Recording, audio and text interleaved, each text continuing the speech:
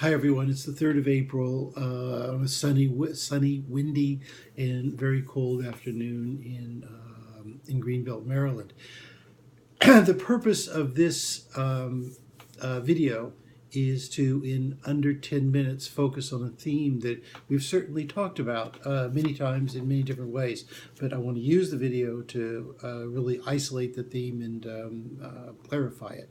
I think it is really an important theme. It's also a theme that I think is easy to misunderstand or not quite understand, because in some ways the words are pretty familiar. The concepts sound familiar, but the distance between the earlier world of classical antiquity and the world of Christianity in the Middle Ages is so vast that I think it's hard to understand. Okay, and secondly, this makes such an incredible difference in Western culture in general, but for an understanding of modern times, which is where we're headed in our course. That is, after this segment of our course, finishing with the Sermon on the Mount, the Beatitudes, and a little snippet from Augustine, we're headed to Descartes, and we're going to jump.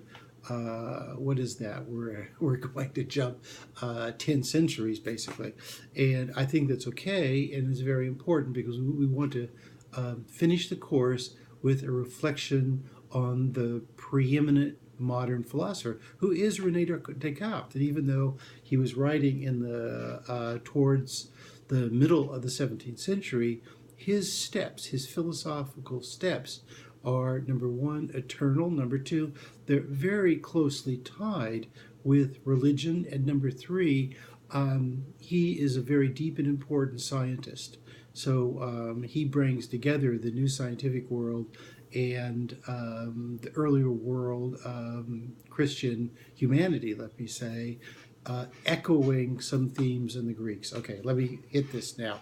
Okay, the contrast between the world of what you might call high classical antiquity, that is Plato moving into Aristotle on the one hand, and the New Testament on the other, which is a few hundred years in terms of time span, but it's worlds apart. Okay, the fundamental difference is that starting with Plato and starting with the Greeks, they have a sense of divinity.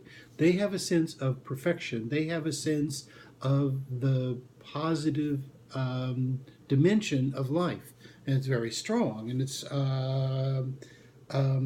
tied to their culture, and it's individual. Okay, both levels are really important for even relatively early Greeks.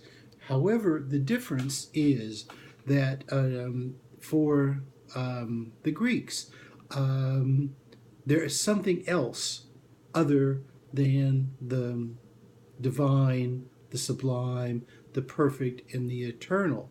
That is, there's a fundamental principle which they call in different ways, but it's what is sort of conveniently called the chaos principle. That is to say, there is an energy of movement, a potential for destruction and death and corruption that, this is the important thing, precedes the so quote unquote creation of the gods. See, so this is very difficult for us to understand, because we are used to understanding the notion of God as the Christian God.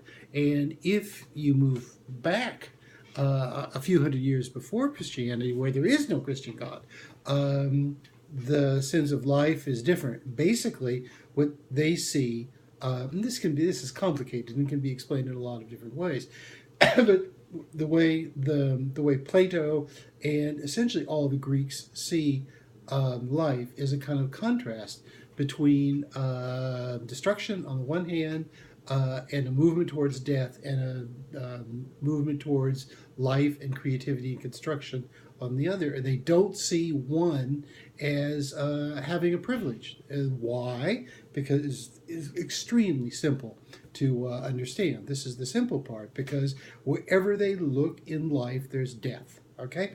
And for them, death takes a lot of forms. It's physical death, number one. It's war.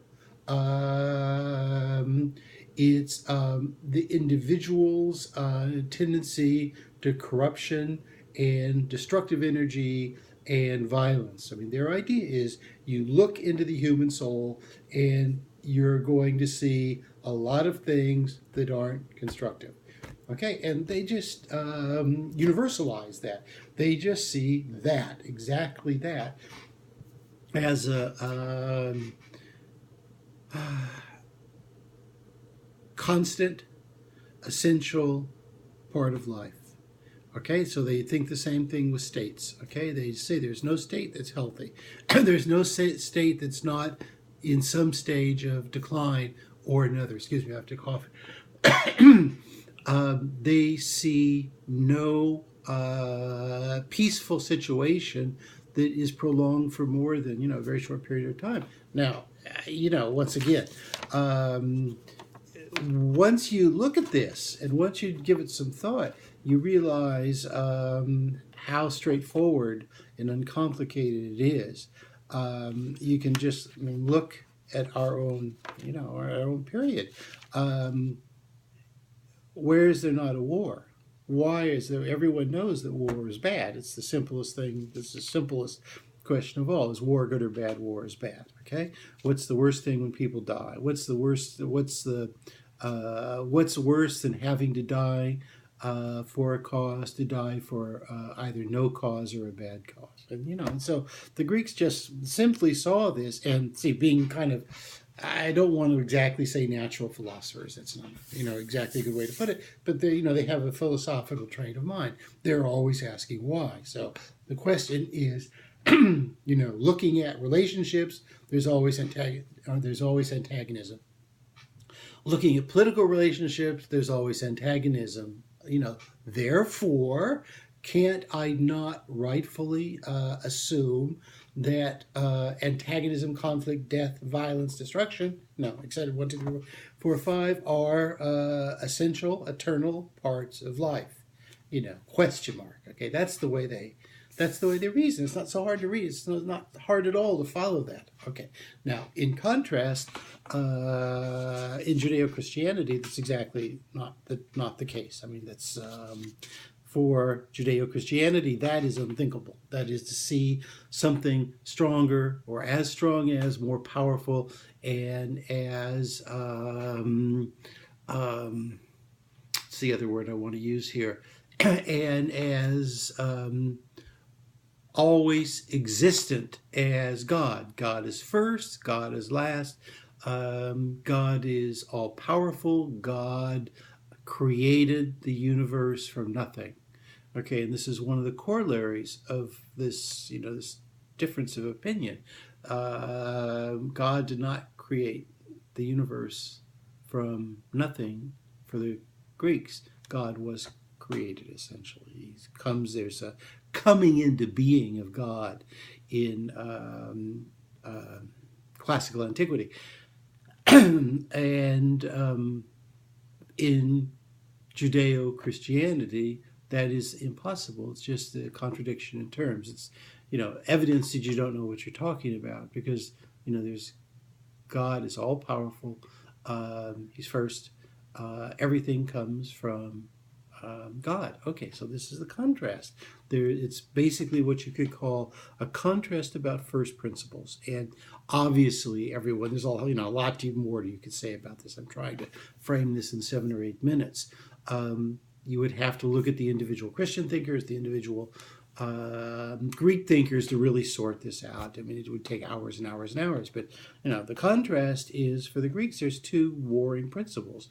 And you don't want to call it good and evil, because those are moral ideas. The Greeks don't mean this exactly in a moral way. I mean, on the contrary.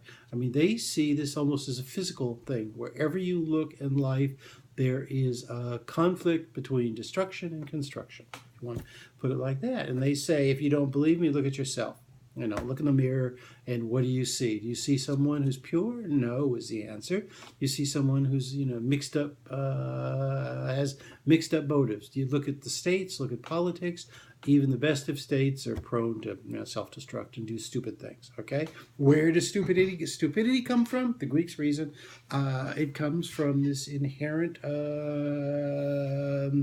push, shall I say, or this inherent energy to do destructive and dumb things. I mean, it's not so hard to understand. The Christianity and Judaism simply are against that. They think that that's misunderstanding. That God is first. God created absolutely everything, and everything has a divine foundation. Okay, and so that's the contrast you want to see. Now, I've just run over 10 minutes. I don't want to run too much over here. The important thing to understand is everything follows from those 2 points of view. Okay, I'll get back to you in a second video, and I'm going to do it right now in just a few minutes. Okay, here's video 1 concluding.